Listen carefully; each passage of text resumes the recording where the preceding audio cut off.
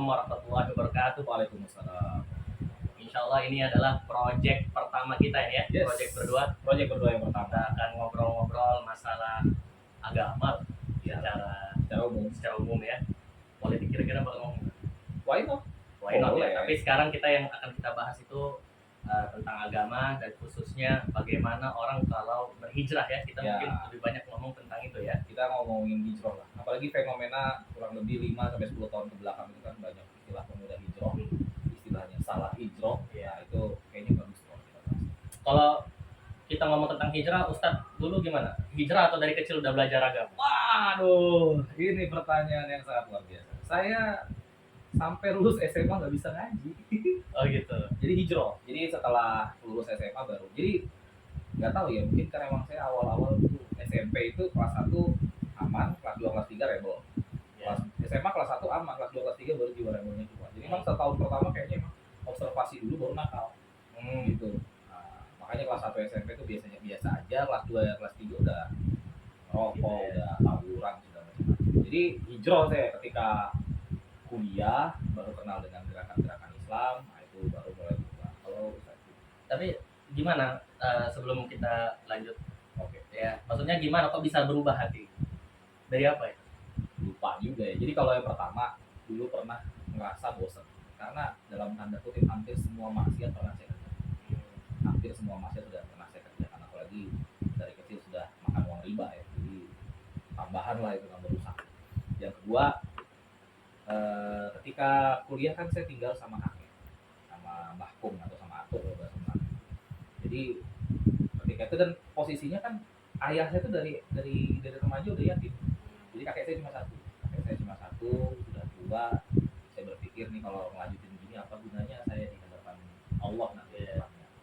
Kemudian waktu kuliah ketemu sama gerakan Islam di kampus kan beda banget lah kualitas dan kondisinya dibandingkan sekolah menengah di SMA. Kalau SMA dulu nggak terlalu kondisi, orang ngapain ya? Kita ke kantin dia sholat duha. Kita dulu nggak tahu itu sholat duha. Tapi kok nggak sih? Kok enak, kok nyaman gitu. Cuman nggak ada rasa pengen ikutin. Jadi awalnya gara-gara itu. Terus plus ya waktu terakhir kami ospek, saya ospek itu masih ngerasain kayak ospek teknik. Jadi disuruh merayap, guling di atas kerikil koral, dikencingin senior. Itu nggak bikin. Jadi kami ngerayap dikencingin dari atas. Mereka di atas berangkap kencing. Rasain.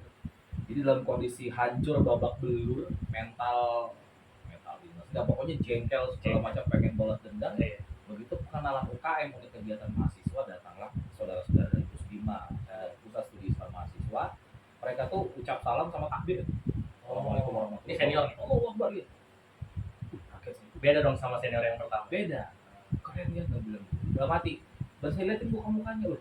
Ini waktu kami bikin single senior, cuma ini panitia yang berani bela. Oh, artinya dari sini mereka bisa belajar empati. Karena dari kegiatan lain nggak ada belain, nambahin malah biasanya. Jadi awal mulanya akhlak jauh banget. Akhlak saya ngerasa dari kecil lumayan cerdas lah. Jadi kalau sama keilmuan nggak terlalu terpukau. Tapi kalau ngeliat akhlaknya orang-orang ini, masya Allah. Walaupun dalam perjalanan ya ketemu juga orang hijrah ya akhlaknya ada. Kalau Ustaz gimana? Kalau saya jadi ada 2 fase mungkin hijrah. Pertama itu ketika mau kuliah ke Malaysia. Oh, ke Malaysia. Jadi alhamdulillah waktu itu memang ke Malaysia ini katanya bisa langsung kuliah tanpa harus kelas 3 SMA. College. Iya, masuk college. Ini teman saya sekolah, guys. Kelas 1 dia sekolah sama saya, kelas 2 pindah, kelas 3 ke Malaysia. Kebanyakan duit keluarganya. Itu karena kita nggak tahu mau ngapain. Oh bukan, karena aku stres sebetulnya di sini. Kelas 1. Iya, pindahkan dari tempat kita. Iya, kita stres. Jadi ini ya nanti lah kalau kita ngomong masalah guru kan ya. Ya kan, kalau kita ngomong masalah guru nanti. Nah, jadi guru sekarang ya. Dan alhamdulillah kita jadi guru ya. Semoga nggak bikin stres orang. Jadi waktu kelas 2 itu sampai kelas 2 sholat masih bolong-bolong. Ya kan, sholat masih bolong-bolong. Kemudian paling sholat cuma sholat Jumat, ya kan. Kemudian kalau disuruh ibu gitu, ya itu aja sudah. Nah, pas sudah mau ke Malaysia entah kenapa hati ini ada perasaan berdoa sama Allah, ya Allah, aku selama sama orang tuaku aja udah kayak gini. Apalagi kalau jauh. Iya, aku nggak mau mati dalam keadaan kafir. Itu doa tuh. Mulai detik itu latihan sholat. dan dari detik itu bisa sholat 5 waktu. Jadi itu hijrah pertama karena mau ke Malaysia, Oke. yang tadinya nggak bisa, yang tadinya sholat bolong-bolong sekarang sholat 5 Full. waktu. Perasaan saya nggak enak. Kayaknya nanti bakal muncul kondisi di mana nggak sholat lagi. Oh, jangan sampai dong. Nggak, waktu habis dari pos Malaysia menuju hijrah kedua kan 2 kali hijrah. Oh, bukan. Oh, Maksudnya enggak, iya. lompat lagi yang lain. Bukan karena Alhamdulillah, jatuh. siapa tahu jatuh kan. Enggak, bukan karena jatuh. Jadi sejak itu masalah sholat nggak ada Iya. masalah. Iya. Jadi ketika sudah di Malaysia udah 3 bulan, istilahnya latihan sholat 5 waktu sudah kayak kebiasaan. Fokus sih. Ya, jadi ketika ke Malaysia orang-orang kira oh ini orang ini orang soleh ini. Masya Lalu Allah. baru 3 bulan sholat terus. Nama Tengku baru orangnya rajin sholat ya, Masya Allah. Dan temenku dulu ini semua non muslim semua. Jadi di Malaysia itu Cottage-nya atau di kelas. di kelas. Kemudian teman-teman dekat kami berempat, cuma aku sendiri yang muslim, yang 3 adalah non muslim semua. Tapi kalau kita jalan-jalan ada suara azan, tunggu sebentar ya, mau sholat dulu. Mereka nunggu itu. Ya, Nunggu di luar masjid, kita masuk masjid sholat. Jadi alhamdulillah.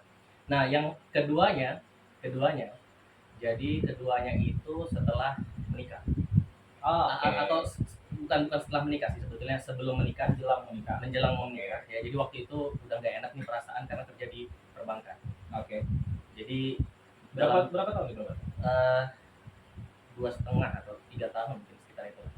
Jadi terakhir itu 1 tahun terakhir di bulan Ramadan udah nggak enak nih hati karena kayaknya uang kita ini bukan uang yang barokah gitu kan. Jadi kita katakan nih barokah aja ya gitu. Iya. Takut kita kan. Jadi berdoa sama Allah, ya Allah, aku ingin keluar dari bank. Tapi waktu itu di kontrak. Oke. Karena kita ikut percepatan, ikut manajemen training.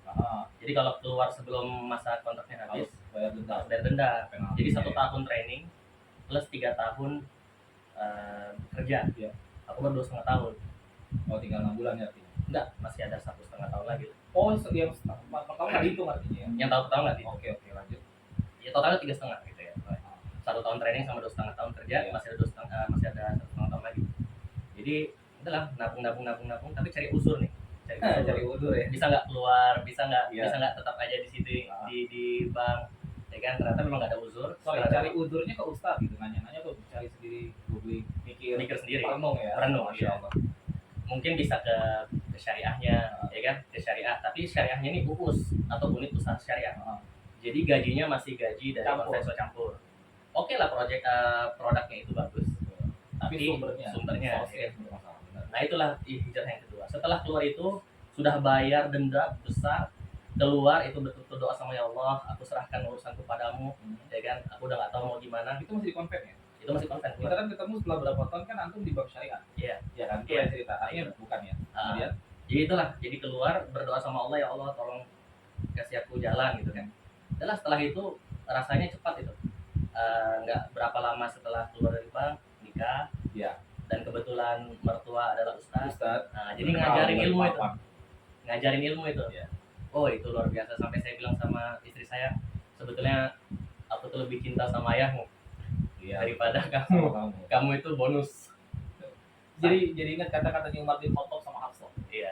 Jadi ketika Hafsah ketahuan sama Umar lagi tengkar sama Rasul kan, datengin, nah kata dia Umar bin Khattab radhiyallahu anhu, nah Rasul itu kalau bukan karena saya nggak mau sama kamu, tahu diri gitu, kurang lebih bahasanya gitu kan. Iya. Bagus. Nah, setelah itulah karena istilahnya baru ada exposure terhadap agama, ada ilmu-ilmu. Iya. Yang tadinya exposure terhadap ibadah. Iya. Nah, sekarang exposure terhadap ilmu. Jadi 2 fase itu, fase pertama fase ibadah, fase yang kedua ini fase ilmu. Terbuka ilmu, akhirnya jadi cinta sama ilmu, ingin meneruskan, dan akhirnya tahun 2013 memutuskan pergi ke Yaman. 8 tahun. Itu udah ada anak 1 ya? 2. Sudah 2 ya? Sudah 2. Iya. Yang saya ingat datang ke akikahnya si Asad tadi yang pertama. Iya. Masih di Jalan Minyak. Iya. Ya, di Jadi ya alhamdulillah loh. Dan yang luar biasanya, kalau seandainya saya bilang pas keluar dari bank ditanya sama ibu saya, emang kamu mau ngapain kalau keluar dari bank? Kan ditanya gitu kan. Kalau saya jawab pada saat itu, saya pingin di tempat yang mana rumah gratis, air listrik gratis, saya cuma tinggal duduk belajar. Pasti dikira orang gila. betul. Tapi saya nggak tahu pada saat itu. Rupanya tahun 2013 saya pergi ke Yaman, dapat rumah gratis, air listrik gratis, tinggal belajar, dapat santunan per bulan, kemudian dapat juga sembako per Iya. 3 bulan. Perpanen ya artinya. Jadi 3 bulan. seandainya saya bilang dari awal saya ingin hidup yang seperti itu, pasti orang bilang apa yang nggak mungkin hidup seperti itu. Ternyata Ternyata bisa. bisa. Jadi luar biasa itu pertolongan Allah. Dan itu di negeri yang dalam tanda kutip tadi kita sempat sebelum mulai kan ngobrolin masalah koneksi internet dan Iya. segala macam. Itu di negeri yang secara teknologi juga masih bagusan Indonesia. Jauh. Internet di sana, makanya saya alhamdulillah juga ya, dulu selama di sana nggak pernah main sosial media. Bukan nggak pernah, Iya, saya ingat susah. Saya ingat dulu saya tanya waktu kita ketemu terakhir di Masjid Istiqomah itu, dia masih pakai email dia di sana. Bukan chatting pakai apa, email, dikasihnya alamat email sama dia. Jadi bukan dikasih nomor WA apa, alamat email. Ya Allah, saya bilang. Jadi nggak bisa buka Instagram dulu. Orang sudah daftar Instagram macam-macam, kita daftar Instagram nggak bisa, koneksinya nggak Nggak kuat. Kuat-kuatnya malah pas COVID. Pas COVID Oh. kita di masjid aja, nggak bisa keluar, nggak bisa belajar, cuma di masjid, nggak bisa beli macam-macam, cuma di situ aja. Akhirnya coba-coba lah, rupanya wifi-nya masjid kuat. Wah, Itulah pertama kali ke Instagram tahun mungkin 2021. karena anu juga karena atau kantor juga nggak banyak aktivitas, makanya mungkin fokus. Nah, Ustaz, jadi kan kita berdua udah pernah hijrah.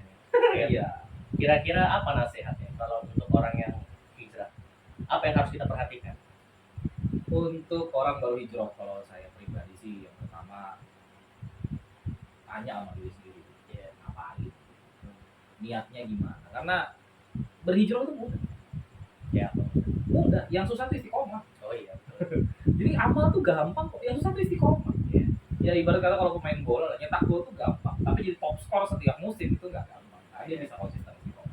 Jadi pertama tanya dulu mau ngapain, karena kalau orang salah niat biasanya amalnya nggak aman. Biasanya amalnya nggak aman. Saya pernah jadi kan baru waktu itu angkatan kami itu berapa orang, jadi semua hijrah itu, jadi satu taklim itu bisa sampai 25 30, kemudian berkurang tinggal 13, berkurang tinggal 5. Itu antum jadi peserta. Peserta saya peserta. Itu kami kalau misalnya mau dulu sama-sama barengan, kalau ada acara jor jamaah taklim kita pakai 2-3 pickup barengan di sana, makan satu nampak, tidur satu alas tidur atau karpet gitu, masya Allah, hidupkan sunnah kan di masjid. Terus khidmat sama ulama, kita potongkan bawang, dia masak apa segala macam, rame-rame. Akhirnya berkurang. Kenapa? Ya karena memang istiqomahnya yang berat. Jadi niatnya lurusin dulu. Yang salah niat itu kira-kira gimana? Macam-macam ya. Jadi misalnya gini, saya menemukan dalam pengalaman ada orang-orang yang ketika di komunitas umum dia cukup. Oh, gitu. Cukup. Dia nggak berani, dia minder. Begitu di komunitas muslim, dia lihat, oh ini banyak yang cukup juga. Akhirnya dia jadi the best. Oh, yes. Nah, karena saya kan bukan mondok ya, jadi mondoknya nanti ceritanya aja. Kemudian di situ dia mulai, karena dia di komunitas umum nggak ada kenalan sama perempuan karena malu.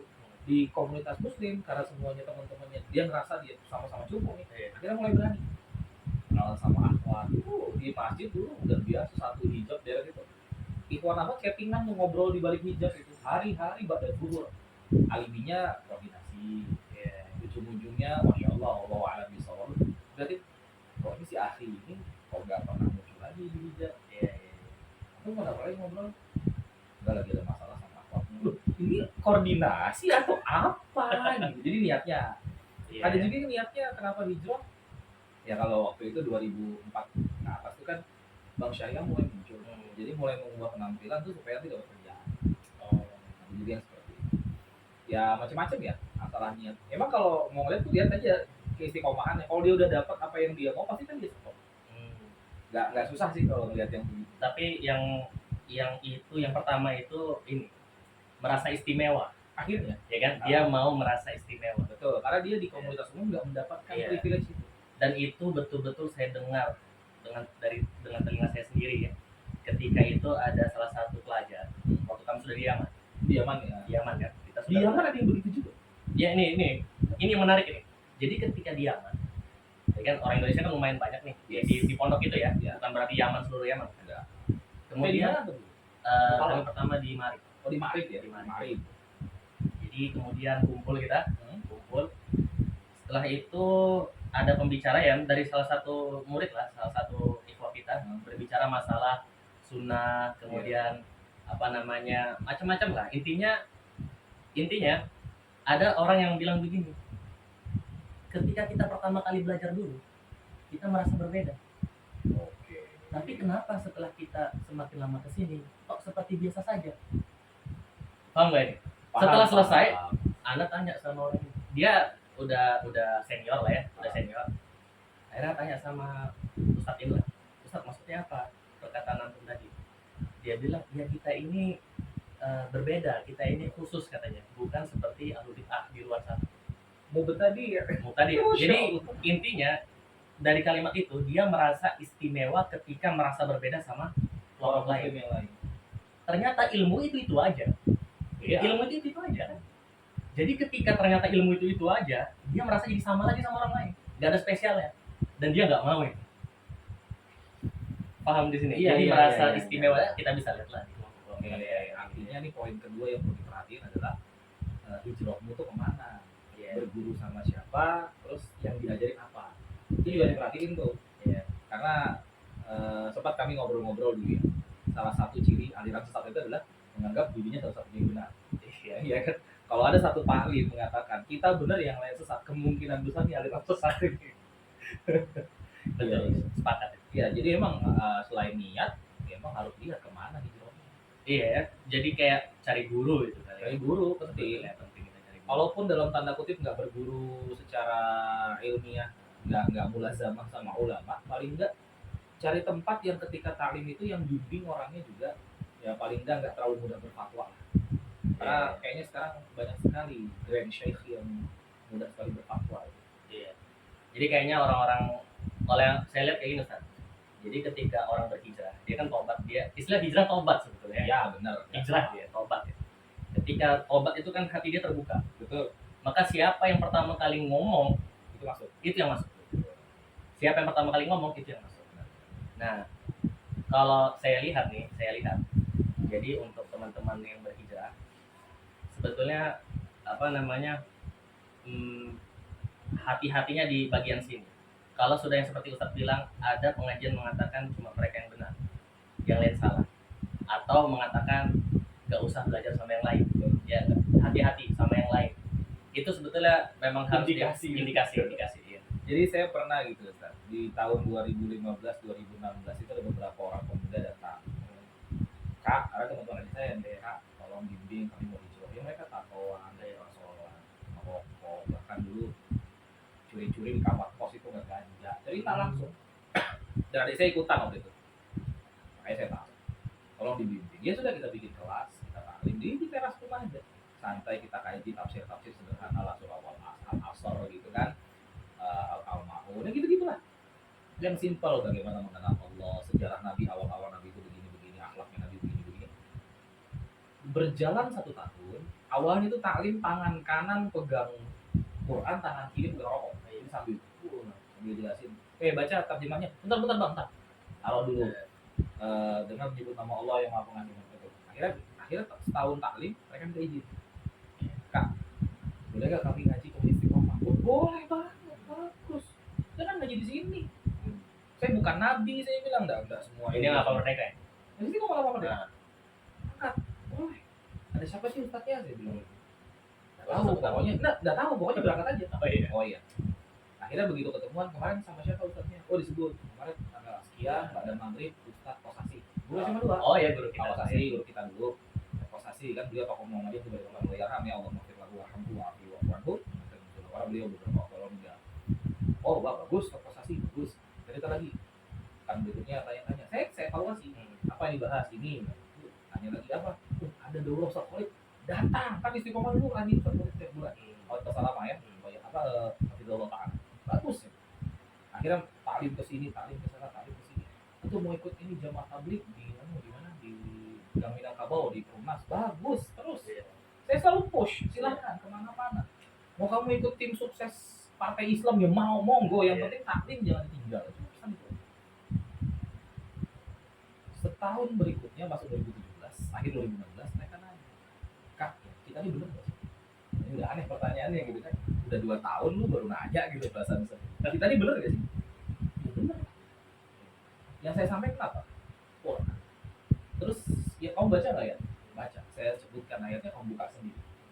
Saya saya suruh download tafsir online, lihat sendiri. Benar kan, kita pakai Ibnu Katsir lah, nggak usah terlalu banyak perbandingan daripada mereka pusing. Oh, mereka nama malaikat ini mungkin belum hafal lah, begitu nama ulama kan gitu. Terus hadisnya sahih, sahih. Penjelasan sahabat ada, perbedaan para ulama ada. Ya benar. Terus nanya lagi, lanjutannya. Terus ustadz-ustadz yang lain gimana? Patokannya bukan ustadznya. Iya. Sampai seperti tadi yang saya bilang, yang disampaikan Quran benar. Hadisnya benar. Itu aja. Kalau benar, benar sudah. Iya. Saya bilang saya ini bukan nabi, mereka bukan Abu Jahal. Iya. Apa katanya? Kalau gitu kami berhenti tanya. Oh. Loh, kaget saya. Kenapa? Karena kita mau cari taklim yang kita benar, yang lain sesat. Wah, Ini betul-betul dia ngomong gitu. benar. Di depan saya bisa sebut nama orangnya sampai detik ini juga kalau mau. Sampai segitu. Benar. Wah, maaf kalau udah kayak gini, saya bilang saya nggak bisa melayani. Iya. Saya tidak ngajak kalian belajar untuk bermusuhan atau merasa kita benar yang lain kita sesatkan. Iya. Kan sudah saya sampaikan innama mu'minuna ikhwatun fa'aslihu baina akhawaikum. Itu nggak membekas kan? Iya. Wasyawirhum fil amr, nggak membekas. Alasannya apa? Bukan ikhwah kita. Nggak tahu, nggak ngerti. Dia harus keluarkan dulu itu Ah, seseorang itu dari kategori yang dimasukkan dalam Al-Qur'an. betul. Makanya luar biasa gitu. Iya. Ikhwatun itu yang bagaimana? Wah, ini kacau saya bilang. Iya. Kamu belajar tafsir juga belum matiku. Jadi Nah, ingat itu yang yang mana?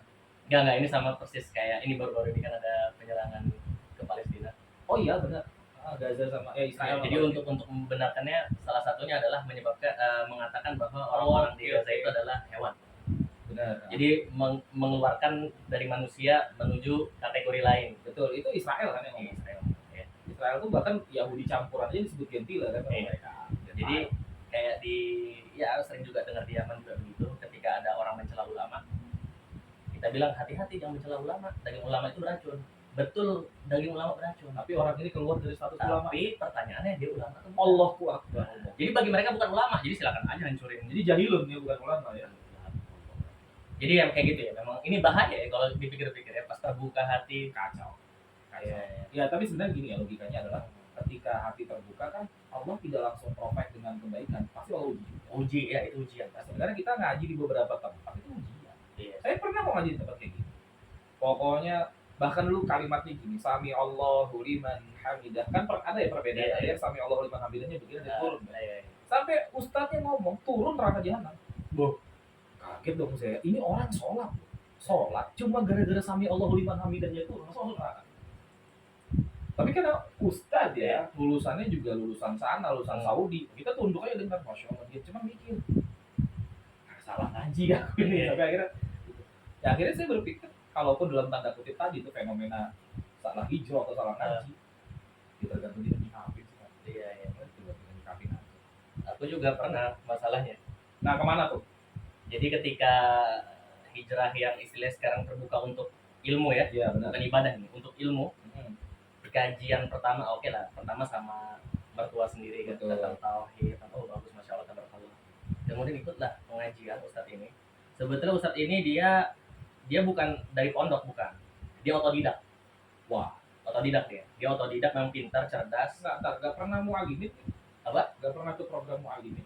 Enggak, dia istilahnya ikut dengar tematik ya gitu lah. Baru nyampein. Setelah itu dia buat kesimpulan sendiri. Enggak, pas saya datang sudah senior, Udah begitu, tapi posisinya sudah seperti itu. udah seperti itu. Dulunya mungkin gimananya kita nggak tahu, tapi dulunya dia karyawan kantoran. Iya. Nah, tapi pintar dia hafal Quran, dia hafal sampai ayatnya yang keberapa dia. Jadi pas ikut kajian itu tentang pembatal keislaman. Oh, Pembatal keislaman. itu saya punya kitabnya berapa versi? Jadi kalau di 10 apa Yaman, 12? Hah? 10 apa 12? walau alam udah lupa, kayaknya bukunya juga udah nggak ada sekarang. Poinnya. Jadi kalau di Yaman, yang pertama kali kita belajar itu adalah usul salasa, Betul. kemudian qawaidul arba'ah, Betul. kemudian nanti ada lagi Syubhat. yang itulah. Nah, Terus ada kasus Itu kan syubhat. konstruksi Ya. konstruksi ilmu kan. Baru nanti ada nawaikidul Islam. Islam. Jadi bukan langsung ke pembatal Betul. keislaman. Nah ini kita anak baru nggak tahu apa-apa langsung belajar nawakidu Islam. Sebentar, artinya tujuannya, walau alam semoga saya tidak prasangka buruk, tujuannya adalah membuat peserta itu sadar bahwa sebenarnya mereka ini kafir. Iya, Ujungnya ke situ nanti. kalau saya lihat beliau memang mungkin punya semangat hati-hati dengan kekufuran. Betul. Hati-hati bahwa ini kafir, perbuatan ini kafir. Jadi tapi semuanya kafir jadi. Sampai hormat bendera itu kafir. Benar, saya pernah belajar. Itu saya dalam hati, gimana hormat bendera kafir itu nggak masuk akal. Jadi tapi kita nggak tahu jawabannya apa kan. Ya. Itu dipendam ya. Dipendam sampai berdebat sama orang tua masalah. Iya. Kayak gitulah. Kesian lah orang tua dulu. Ini ngaji di mana sih nggak tahu mereka. Betul. Anakku perasaan mending durhaka kayak dulu deh ya. Durhakanya cuma gara-gara nggak mau dilarang gitu.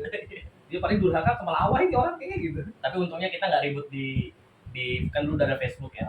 Untung nggak ributnya di Facebook. Untung nggak masuk Twitter asal nyolot gitu ya. Ciduk tuh. Untung aja. Nah, tahu nggak? Itu 2011. Ilmu itu. Kayak apa namanya bendera itu kafir apa semua Ya. macam-macam ya. Benar.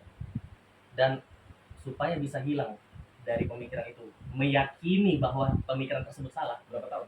Tahun 2016. 3 tahun.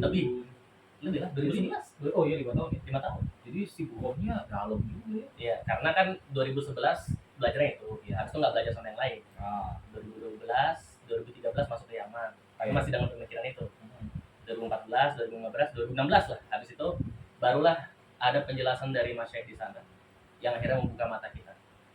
Biasanya itu ini aja, satu aja ayatnya yang menyebabkan semua itu kafir. Wa man lam yahkum bima anzalallahu wa ulaika humul kafirun. kafirun. Itu Al-Maidah 44. Iya, itu ya. Saya hafal mati. Iya. Padahal sebenarnya kalau mau dipelajari itu harus dari ayat 41. Iya, Sampai ayat 50. dan jadi kan di Yaman itu kan itu pernah sejarah sebenarnya. iya di Yaman itu kan terjadi ya apa ada Al-Qaeda Ya, kan, kemudian ada Houthi dan seterusnya. Nah, pas kami ke Mukalla, jadi rupanya Al-Qaeda kan pernah di Mukalla itu, pernah menguasai. Tapi pas kami pindah dari Ma'rib ke Mukalla, mereka sudah hengkang, Sudah kaki. Rupanya masyaikh di Mukalla itu sempat berdebat sama mereka. Saya pun pernah melihat masyaikh di Ma'rib berdebat sama apa itu. Jadi waktu itu Ramadan tanggal 29 Ramadan ya habis Kenapa enggak kejar Lailatul Qadar sih malah berdebat gitu ya orang-orang ini? pas pagi-pagi subuh-subuh kita kan i'tikaf tuh. Ya, pasti. Ya, udah ngantuk pengen tidur, datang mereka ke depan. Kami dari Syabab Al-Qaeda ini kami telah menguasai Mukalla kami telah ini. Padahal udah hengkang dia. Didebat lah sama guru kami kan, nggak bisa jawab. Nah, setelah itulah habis itu setiap kajian pasti menjelaskan tentang apa namanya yang tadi wa malam yahkum itu. Dari situ baru jelas. Dari situ langsung hilang semua syubhat yang pernah. Jadi bayangkan itu berapa lama coba? Iya, ini pertolongan Allahnya di dunia agak lama. Iya, alhamdulillah kita. Jadi ini yang mungkin saya bisa sharing ke teman-teman juga ya. Jadi ketika kita belajar, pertama kali kita belajar, pasti kita merasa itu yang paling benar. Betul. Tapi harus ingat, pasti ada pendapat lain di luar sana yang sama benar. Betul. Jadi jangan sampai kita merasa benar kemudian kita tolak pendapat yang lain. Tunggu. Gini. Kan kalau di tempat-tempat tertentu kan prinsipnya kita benar, kalau kita benar artinya yang lain salah. Iya. Apakah kalau tadi kata-katanya pendapat lain yang sama benarnya? Artinya bisa dong kita benar, orang lain juga benar. Oh iya. Bisa, Bahkan terbukti sebagaimana hadis Rasulullah SAW, ya kan? Mayyuminu billahi wal yaumil akhir. Barang siapa yang beriman kepada Allah dan hari akhir. Oh, keras nih. Ya kan? Kalau nggak ngerjain, Berarti nggak beriman, dia. Fala yusolliyanna ahadakum, ya kan? Al-asra ila fi Bani Quraidah. Jangan sekali-kali kalian sholat asar kecuali di Bani Quraidah. Ini waktu penyerangan ya? Ini setelah perang Khandaq. Penyerangan kan, ekspedisi ke sana kan? Sekarang mau menyerang Bani Quraidah. Jadi Rasulullah Karena pengkhianatannya Bani Quraidah sudah mewanti-wanti, jangan sekali-kali sholat asar kecuali di Bani Quraidah. Akhirnya pergilah semuanya, termasuk para sahabat semua pergi berangkat. Ketika masuk waktu asar, sekelompok sahabat mengatakan kami mau sholat asar dulu. Lalu sekelompok yang lain bilang, loh kok kamu sholat asar? Rasul kan jangan. Kata Rasul kan jangan di Bani Quraidah. Lalu apa kata para sahabat ini? Maksud Rasulullah adalah segera kita ke Bani Quraidah. Jadi jangan berlambat-lambat. Jangan berlambat karena kan habis perang nih. Iya. Maunya ke rumah dulu dong, mandi, ngobrol sama mandi. istri. Ya. Bukan itu, jadi harus langsung pergi. Tapi kalau sholat asar di waktunya, bukan sholat asar tetap di Bani Quraidah walaupun sudah malam. Kata kelompok yang lain. Akhirnya terpecah, yang satu sholat, yang satu pergi. Betul. Setelah sampai di Bani Quraidah udah malam, ya kan? Benar. Barulah mereka sholat maghrib dan seterusnya. Maghrib Isya baru sholat asar. Setelah itu Ngomong. lapor ke Rasulullah SAW. Ya Rasulullah, terjadi perbedaan di antara kami ini. Mana yang benar di antara kami? Rasulullah jawab apa? Dua-duanya benar. Dua-duanya benar. Padahal secara logika kayaknya pasti yang satu benar, satu salah. Betul. Ya kan? Betul. Iya kan logikanya yang satu nggak taat sama Rasul, Iya. yang satu masuk sholat asar malam. Iya. Kan gitu ya. Iya. Artinya dua-duanya salah malah ini. Karena dua salah, enggak, atau salah satu pasti benar, Nah, tapi ternyata dua-duanya. malah benar dua-duanya. Jadi bahkan Nabi SAW pun sangat terbuka dengan perbedaan seperti ini. Iya. Dan bahkan bukan cuma di zaman Rasulullah, mungkin sekarang bisa bilang itu kan zaman Rasulullah sebagai qadhi. Langsung langsung ada legitimasi hukum. Iya. Ini enggak nih. Setelah zaman Rasulullah, perbedaan pendapat antara Maliki dengan Syafi'i Tentang Kalau Syafi'i mengatakan, Syafi'i Hambali ya mengatakan Bismillahirrahmanirrahim itu harus dibaca di Al-Fatihah. benar. Kalau nggak dibaca Bismillahirrahmanirrahim, Sah. Al-Fatihah nggak sah. Kalau Al-Fatihah nggak sah, sholat nggak sah. Betul. Maliki mengatakan Bismillahirrahmanirrahim Bukan ayat. bukan bagian dari Al-Fatihah. Jadi ayat pertama Alhamdulillahirabbil alamin. Oh, jadi kalau Maliki itu salah satu cirinya Allahu Akbar. Yang Alhamdulillah. Langsung, gitu ya. Oh. Kalau Hambali kan masih Bismillah. ya, dia sir kan. Silent. Ya, tapi kalau ini nggak, betul-betul nggak dibaca. Nah sekarang coba bayangkan, di mata Syafi'i ya, dan di mata Hanabilah, Maliki Maliki itu nggak sah. nggak sah sholat. Padahal sholat adalah tiang agama. Betul. Sholat adalah amalan pertama yang dihisab. Sholat adalah pembeda antara kafir dan muslim, ya kan? Apalagi sholat adalah tiang agama. Dan di mata Maliki artinya Syafi'i dan Hanabilah itu bid'ah. Bid'ah. Iya kan? Iya. Karena Satu ini nggak sah sholatnya. iya, Ini bid'ah. ya harusnya berantem Berantem dari dulu. Harusnya berantem. Tapi nggak ada Guru murid ya. murid. Tapi tidak ada satupun dari ulama yang membid'ahkan mereka mengeluarkan dari sunnah. Padahal istilahnya di mata kita sholatnya nggak sah. Betul. Harusnya kalau sholatnya nggak sah bukan harus sunnah lagi. Iya. Kafir. Iya. Iya kan? Iya. Yang tadi harusnya mau tadi kan gitu. Iya. Karena Dan coba bayangkan Iya. ini perbedaan pendapat yang tajam sekali. tajam, berat, yang apa istilahnya konsekuensinya sholat diterima atau tidak. Betul. Tapi ulama menganggap itu masih apa? Karena Sunnah. kafir. Ya, Biasa aja. khilaf biasa, iya. Coba bayangkan ya, jadi kalau seandainya ada perbedaan sekarang, ya, Belum sampai segitunya. kalau kita lihat aja, kira-kira sholat diterima atau enggak? Belum sampai segitu terus nggak mau teguran. Iya. Ini sekarang Itu udah jauh banget lah ya. coba gara-gara yasinan, Cuma tahlilan, kayak gitu, nggak teguran. Sedangkan Oh. ini masalah sholat diterima atau enggak. Ya kan? Makanya kalau kata Ustaz Abdul Somad, saya kutip dari mukaddimah beliau di 37 masalah populer. Iya. Beliau katakan jangan sampai kebencian kita itu sesama mukmin habis di situ. Iya. Jadi gara-gara ngelihat beda amalan benci, beda ulama favorit benci, sampai kita nggak benci lagi sama iblis, sampai nggak benci lagi sama dajjal gitu. Iya, iya. Ya, Jadi, kacau gitu ya. iya. Jadi kalau saya lihat memang itu ya jebakannya orang yang pertama kali belajar, jebakannya orang yang berhijrah. Dia menganggap bahwa yang dia terima atau disampaikan gurunya itu adalah kebenaran mutlak. Dan saya pernah merasakan Betul. ketika yang mengatakan ini kafir itu, saya merasakan bahwa di luar sana itu bodoh semua, salah semua. Tapi untung nggak power di sosmed ya. Iya, untung aja, untung. Wahai orang-orang, jadi masih dalam hati ya kan. Jadi ini naudzubillah min dzalik. Saya tuh kebayang gini. Kalau misalnya merasa suci, merasa hebat, guru saya aja yang hebat gitu. Begitu datang pengajian 2 jam dengerin ustadznya ngomong, baru ngomong, "Ustadz, 2 jam hanya untuk ini antum panggil saya untuk taklim, Bu." Abu Lahab. Jadi Abu Lahab akhlaknya, bukan Jadi kayak Rasul. Ya, luar biasa lah ya. Jadi memang kita bisa bilang itu ya pertama asobiah ya. Jelas. Ya kan asobiah karena satu ini aja, satu kelompok aja. Kedua bulu pasti. Dulu berlebihan. Tapi memang wajar sih orang yang pertama kali belajar pasti gitu. Katanya itu adalah apa Dunning-Kruger. Dunning-Kruger. Ya, Kalau- Dunning-Kruger effect. Dunning-Kruger effect. Kalau kata Ustadz Umar Minta, Hmm. namanya Uber Akidah. Kubur akidah. Ya. Jadi Dunning-Kruger effect itu siapapun ini ya, mau belajar apapun ya, ketika pertama kali belajar, pasti dia merasa bahwa dia paling paham. Jadi grafiknya itu dia paling tinggi. Oh, jadi ibarat kata Dia jahil ya, dari jahil nih. Ah. Ini grafiknya ini ya. Ya, Ini Y, ini X. ya diagram kan. Ini dia jahil nih. naik. Pas pertama kali belajar, set langsung sini. Ah, Itu dikatakan namanya adalah peak of apa itu? Peak of Mount Stupid. Peak of Mount Stupid. Jadi- Stupid Mountain. Jadi puncak Puncak dari gunung kebodohan. gunung kebodohan. Jadi puncak daripada kebodohan seseorang Iya, adalah ketika dia baru belajar sedikit dan merasa paling tahu. paling tahu. baca itu saya sering ngomong begitu ada yang teman yang ngomong ini bid'ah ini sesat, saya bilang bro kamu ngaji kitab apa, kitab ini masa sudah sampai mana, jangan-jangan masih kata pengantar. Saya bilang gitu. Baru bahas kata pengantar sudah keluar fatwa ya. Luar biasa tuh. Jadi itu ya, jadi peak of Stupid stupid content. content. Paling atas tuh dia, apapun itulah. Iya, iya. Ya, belajar apa dulu? IT. Pasti pertama kali belajar IT dia merasa paling hebat ya. Aku paling programmer paling handal. Oh, benar-benar. Iya sih benar, waktu belajar pertama kali turbo basic gitu tuh. Iya. If and Oh, iya kan, if langsung itu langsung gitu pun. Langsung kerasa gitu ngeliat sesuatu, belajar apa flowchart. Ini kalau mau bikin ini flowchartnya apa nih? Iya. Wah, gitu. Sama kayak dulu belajar Kempo pertama kali. Ada di kelas kalau baru hantam. Iya. Astagfirullahaladzim. Maafkan saya. Jadi semua dari kita ya Iya. pernah merasakan peak of mountain atau stupid content. Ya Allah. Nanti setelah kita di situ, kita udah merasa paling benar ya. Dan kalau kita belajar terus, rupanya kita tahu kita nggak ada apa-apanya, turun nih. Dikatakan di apa tadi? Dunning-Kruger itu adalah Valley of Despair. Valley of Despair. Valley. Jurang, Valley itu lembah. lembah ya. Lembah, despair itu apa? Keputusasaan.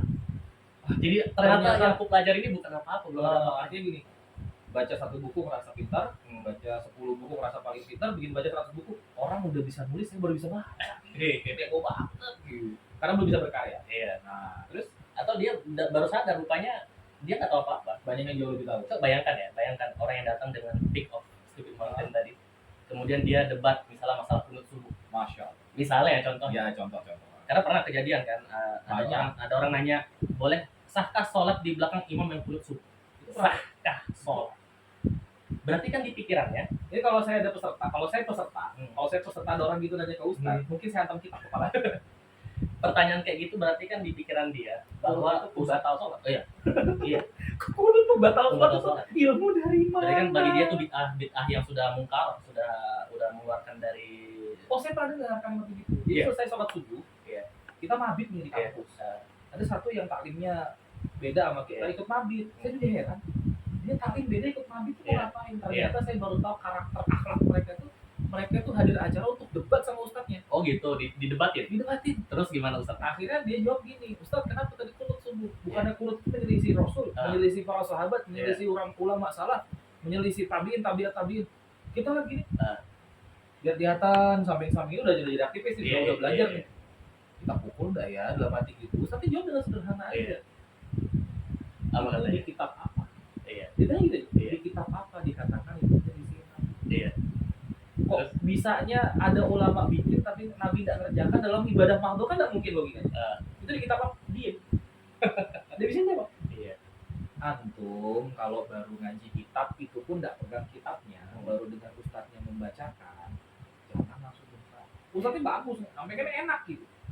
Kita yang panas, tapi karena ngelihat ustadznya begitu, atau gitu kan kita petek gitu. Iya. Wah, gitu. Padahal hadisnya ada. Ada. Ya, hadisnya ada kan dari Anas bin Malik ya. Rasulullah SAW selalu kunut sampai beliau meninggal. Nah ini memang ada yang mendoifkan, Betul. tapi ini sahih, disahihkan oleh Beberapa orang. hakim Mustadrak Hakim. juga ya. Aduh, hakim. Oh, Musnad al-Hakim. Iya, Mustadrak. Oke. Jadi kan ada Sahih Bukhari dan Betul. Muslim, kemudian ada 6 kutub sittah. Setelah itu Mustadrak Hakim. Nah, beliau ini ahli hadis dan mengatakan hadis ini sahih. Kemudian juga di madhab ada Maliki kunut subuh, Syafi'i juga kunut subuh. Dua madhab ya. Betul. Dua madhab. Ada salah satu juga tuh, saya sempat ngobrol sama antum pribadi gitu ya. Jadi kita bicara nih masalah jumhur, itu kan pengkhianatan istilah. Ada sekelompok orang yang mengatakan jumhur ulama mengatakan ini bid'ah. Padahal tuh ulama 10 dari dia sendiri. Sedangkan jumhur itu sejauh yang saya tahu kalau mazhab itu 4, jumhur itu 3. Iya. Lebih dari satu mazhab kan gitu, dominan gitu. Iya, jadi maksudnya itulah ya. Intinya ada 2 madhab yang melakukan, walaupun beda caranya, beda doanya. Bacaannya Tapi beda. itu kan tandanya ada ulama yang dekat atau tabi'in lah. Tabi'in lah, dekat dengan zaman Rasul. Bahkan ini kan, bahkan di yang 2 yang tidak mengerjakan menyatakan Rasul pernah kunut. Iya. Tapi tidak sampai wafat. Sedangkan yang 2 meyakini bahwa Rasul mengerjakan sampai wafat. Kan gitu ya. Intinya kan pernah dikerjakan. Artinya pernah. Iya. Artinya sunnah dong. Iya. Kan gitu. Iya. Makanya luar biasa kalau dia bilang sahkah sholat di Nah, itu kelewatan. kelewatan. Jadi rupanya orang yang banyak yang seperti ini tuh. Banyak yang seperti ini. Itulah jadi Coba bayangkan yang tipe seperti itu debat Datang. sama Iya. ustadz yang kayak Iya. tadi, dikasih tahu kamu salah, kamu tahu dari mana, terus dikasih tahu dalilnya, baru gitu ternyata yang selama ini aku yakini salah. Betul. Ustadz tuh salah nggak ya? Mungkin sebenarnya Ustadz itu nggak mengatakan Ustadz itu bukan salah, Iya. tapi Ustadz itu belum menyampaikan semuanya. Kamu Semuanya. sudah terlalu cepat mengambil kesimpulan. Itulah value of despair tadi. Iya. Nah setelah itu kalau dia masih lanjut belajar, baru dia nanti naik lagi tuh grafnya. Tadi naik begini kan, ini valley of stupid mountain, Ya. apa namanya, peak ya, puncak gunung kebodohan. Benar. Kemudian turun sampai ke lembah keputusasaan. Kemudian nanti dia naik lagi, Oh, boleh nanjak nih. nanjak lagi. Ada pencerahan. Baru ada slope of enlightenment. Slope itu apa? Kaki bukit. Kaki bukitnya ya, karena dia mau naik ke atas. Landai kan? Ya. Iya. Baru dia dapat pencerahan. Oh, rupanya seperti ini ilmu itu. Oke, paham saya. Nah, baru nanti plateau of sustainability. Sustain itu artinya dia mulai ya konsisten ya. Konsisten. Kalau orang bule mengatakan begini, kalau sudah yang terakhir itu jawabannya seperti ini. Kamu percaya aja sama aku bahwa ini tidak sesimpel yang kamu bayangkan. Gitu deh. Kamu percaya aja sama aku bahwa ini tidak sesimpel yang kamu bayangkan. Hanya simpel as pop. Iya gitu. Dan sebenarnya kalau dari itu kalau dari hijrah ini juga sebenarnya Iya. fasenya. Tadi umrah akidah, Iya. kemudian kakek tuh bodoh sebenarnya deh. Iya. Baru pelan-pelan mulai belajar, akhirnya nanti bisa stabil setelah mempelajari banyak ilmu. Iya, betul. Karena kalau orang sudah banyak belajar, hatinya lapang. Iya. Harusnya betul. harusnya. Karena kalau saya punya prinsip ilmu dengan hati itu dia bareng. Makanya gak ada ilmu tinggi. Ilmu itu mendalam. Iya. Maka akhirnya tawadu. Iya. Cuman kadang-kadang ada sih rasa pengen, kalau ada yang kayak gitu tadi, Iya. rasa pengen mau aku permalukan orang ini. Tapi janganlah salah niat. Iya. Iya, bener sih. Ini membahaya sih, hijrah itu bahaya. Iya. Ya alhamdulillah. Kalau dia memang ikhlas lillahi ta'ala dan dia sabar ya, insya Allah nanti Allah berikan jalan. Waladina jahadu fina lanahdiyannahum subulana. Kalau ada seseorang yang bersungguh-sungguh mencari keridhaan kami, kata Allah, kami akan bukakan hidayah dari jalan yang banyak subulana. Jadi bukan cuma satu, banyak gitu. Coba bayangkan kalau saya berhenti belajar ketika sampai ketemu saya kamu kafirkan saya. Iya. Cuma sampai situ aja. Sampai situ doang. Dan merasa udah oke, nggak perlu lagi kita nambah ilmu dan seterusnya. Ya Allah cinta sama kita. Alhamdulillah ya. Kasih kesempatan kita belajar. Terus mungkin yang terakhir kali, kesalahan atau apa ya istilahnya, yang harus hati-hati orang berhijrah ini, jangan sampai mereka itu sibuk ngurusin status kesolehannya orang lain. Itu parah, ya kan? Saya kan berapa tahun ya nyampaikan tablik di Tambang atau baru Kasen ya. Iya. Saya sudah berhenti. Jadi itu setiap saya nyampaikan materi sejarah. Tarikh saya pakai tarikh Nabawi ya. Bacakan beberapa kitab saya bawa, pembandingnya ada. Nah, kemudian di situ akhirnya ada yang cerita, Ustaz. Ya, saya bilang. Untung Allah pertemukan saya sama Ustaz. Saya kaget. Maksudnya apa, Mas? Orang boleh makan juga. Iya. Tapi saya nggak sebut nama. Kenapa? Takut tersinggung? Enggak, saya lupa. Hanya saya lupa namanya. Saya dulu sebelum ketemu Ustaz, sebelum ikut kajian Ustaz, dulu itu ngaji. Tapi efeknya adalah ketika ngeliat orang, saya cuma ngeliat kakinya. Kalau cingkrang, saudara saya. Kalau udah cingkrang, ini ahlul bid'ah, saya nggak boleh dekat dengan dia. Ahlul bid'ah, langsung begitu. Yang kedua, kalau ada orang lagi sholat, saya perhatikan sholat sunnah. Sedekapnya kayak apa? Kalau sedekapnya sama-sama saya saudara saya. Kalau enggak, ini berguru sama ahlul bid'ah. Ya Allah, sampai segitu. Begitu ketemu saya jelaskan sejarah. Makanya nanti dari sejarah ini dijadikan oleh ulama sebagai dalil, muncul usul fikihnya ini. Misalnya contoh pengharuman khamr. Khamr itu aja baru haram tahun ke-6 Madinah. Makanya di dalil pengharuman khamr itu jadi berapa kaidah itu? Iya. Yang lebih banyak baiknya, buruknya daripada baiknya itu jadi kaidah fikih kan.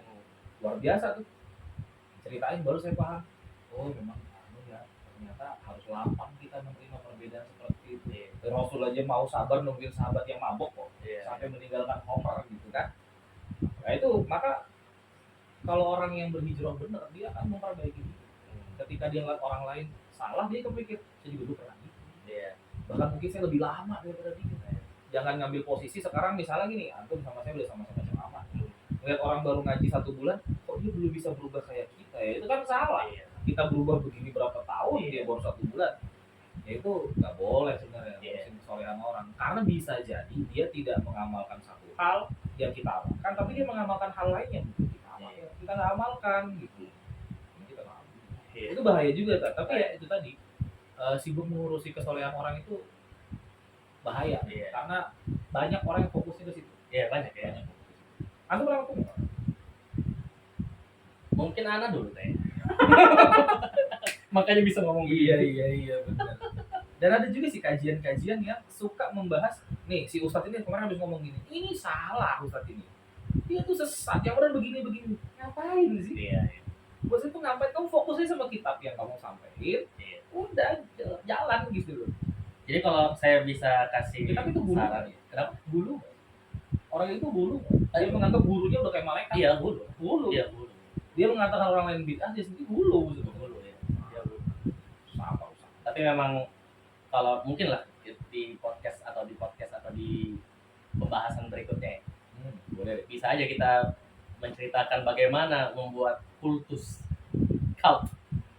Karena saya pernah ketemu sama orang yang seperti ini, cult. Membahas kita bikin kultus jadi okkultisme dong. Iya. Jadi pemuja iblis ya. Ada sih itu. Jadi apa istilahnya, pemujaan terhadap pemimpin sosok ya, yang terlalu berlebihan sampai kalau dia bilang aku ketemu Jibril, percaya mereka. Dan saya pernah ketemu sama yang seperti ini, pernah ketemu. Ada caranya memang kelihatan, dan semua aliran yang istilahnya orang di dalamnya tidak bisa belajar sama kelompok lain, Iya. yang tidak boleh belajar sama kelompok, semuanya punya ciri-ciri yang sama. Ya, nantilah kalau misalnya di episode kedua atau ketiga kita akan bahas. Saya pernah sih gitu. Dulu Iya. waktu saya kan taklim di sana gitu ya. Nah. Kemudian karena saya penasaran kan, pengen juga lah ngisi waktu, saya coba taklim lah ke Habaib. Nah. Guru saya itu Habaib, Nah. marganya Aseka. Nah. Beliau itu sekjen dari salah satu organisasi besar di Indonesia, tapi pas di cabang Kalimantan Timur sama saya. Saya belajar sama beliau, kita yang dikaji kitab Ihya Ulumuddin. Emang kitab Ihya Ulumuddin kan untuk semangat orang belajar atau menghidupkan semangat ilmu agama. Saya nggak ditegur tuh sama teman-teman yang dulu taklim di sana. Kenapa kok ditegur?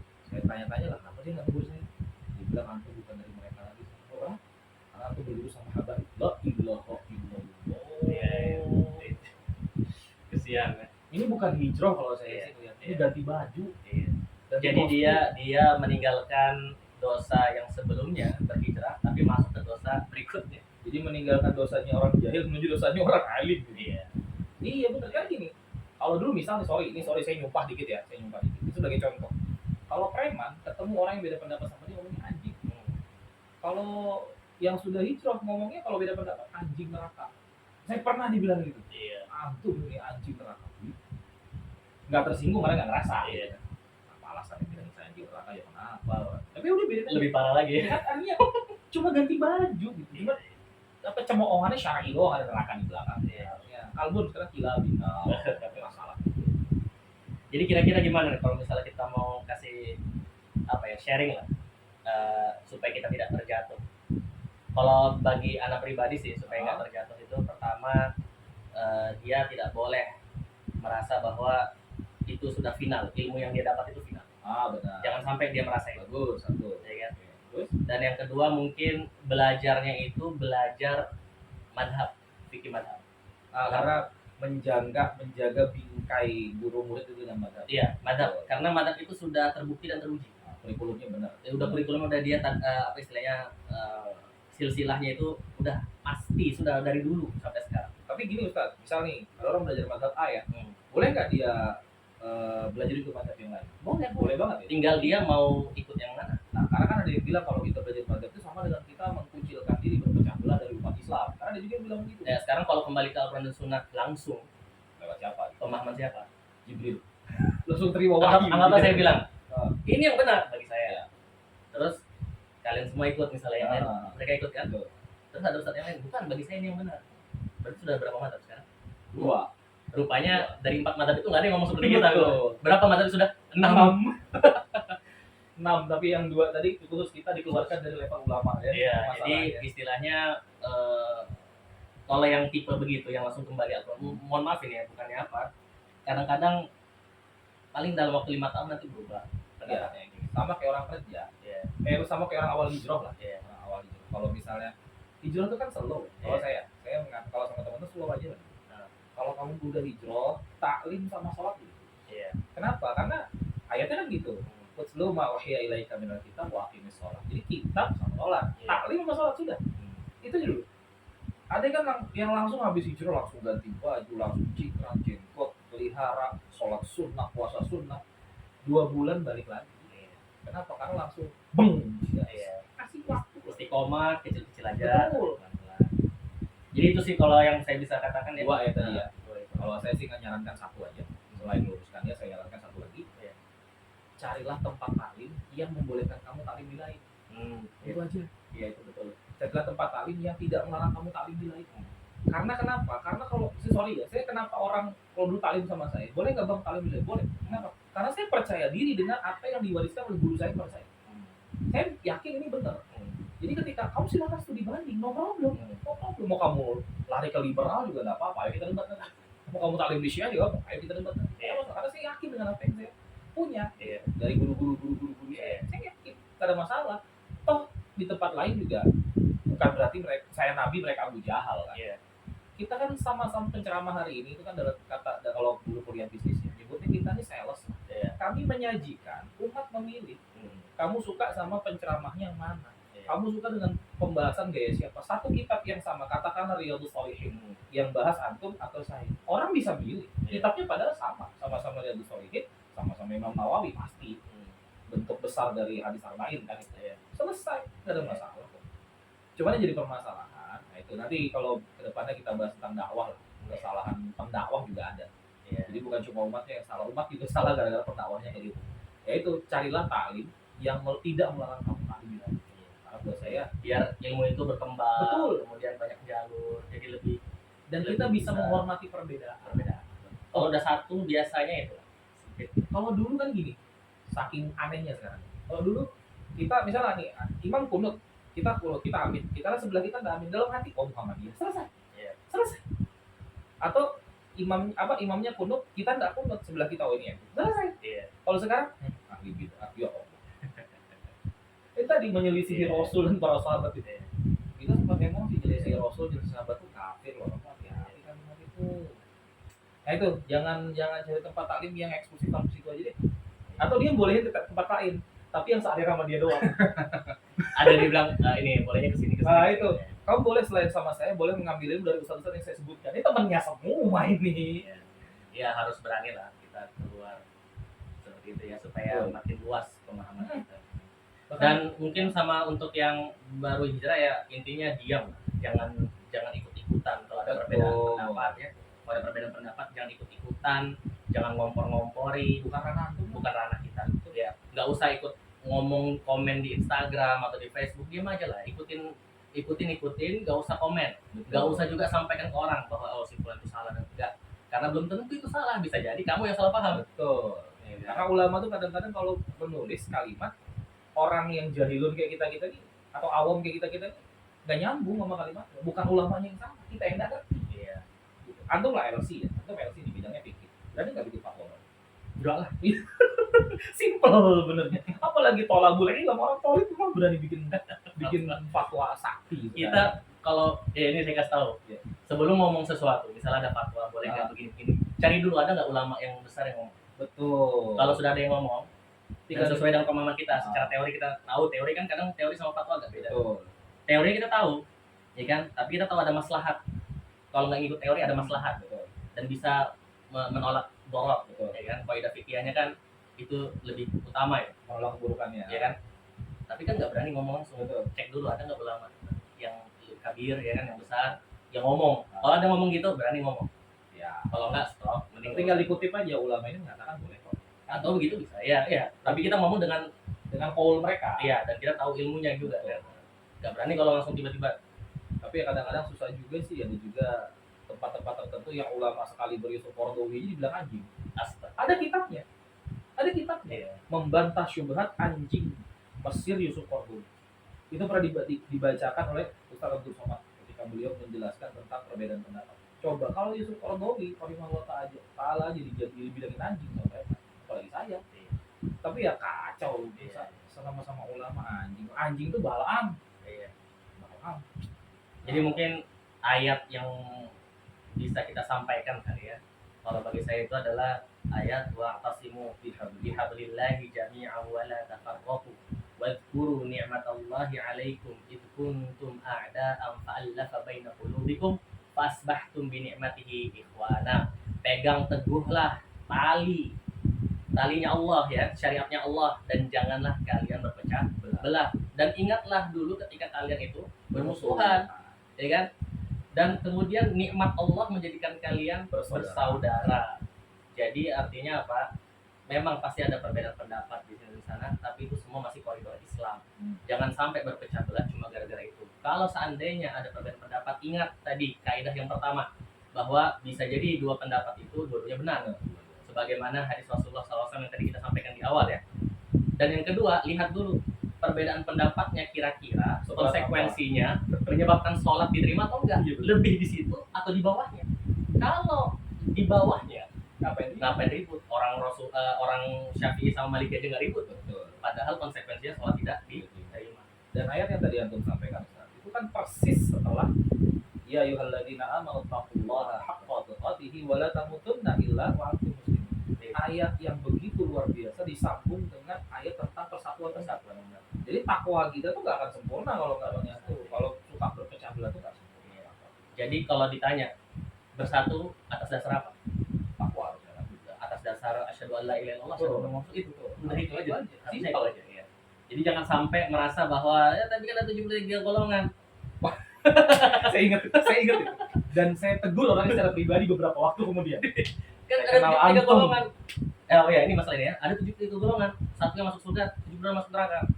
Ya, Itu hadisnya nggak lengkap itu. Enggak, salah satu pendapat ulama juga 73 golongan ini adalah umatnya Muhammad. Umat Muhammad itu terbagi dua. Ada umat dakwah dan ada umat ijab. Kalau nggak salah jawab, maksudnya umat yang sudah menerima dakwah dan ada umat yang masih harus didakwahi. Umat yang menerima dakwah itu yang satu. Oke. 72 golongannya yang harus didakwahi termasuk ya udah Nasrani. Nah, itu salah satu pendapat. Ini kan ulama, bukan saya ngomong ya. Jadi dari situ aja sudah perbedaan. Nah, sekarang kalau seandainya kita bilang satu pendapat, satu kelompok yang benar, kenapa kamu yakin kamu benar itu. Jadi sebetulnya legitimasi dari siapa? Ya, itu dia. Jadi ya mungkin itu ya yang bisa kita sampaikan. Semoga ada manfaatnya. Semoga kita bisa konsisten nih, kita ngomong masalah apa, nanti bisa nanya-nanya, nanti kita akan bahas.